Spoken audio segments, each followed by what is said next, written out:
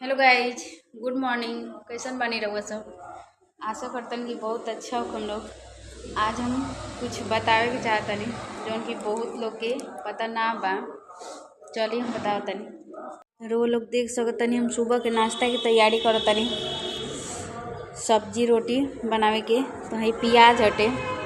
प्याज बहुत से लोग काटेला तो ओकरा आँख में लागेला, तो आँख में ना लागे एकर एगो उपाय हम बतावे के चाहतनी। बताओ तनी जौन कि बहुत से लोग के पता ना बा। यदि जौन हम करे जातनी एकरा के ध्यान से देखी लोग, एक बार करके रउआ लोग भी देखी, ट्राई करी। यदि हो जाता तो कमेंट में बताई कि हाँ ये प्याज आँख में लागल हो कि ना लागल हो। लोग देख सकतनी प्याज के बीचे बीचे काट देनी हम। अब एकरा के पानी में हम डाल दें।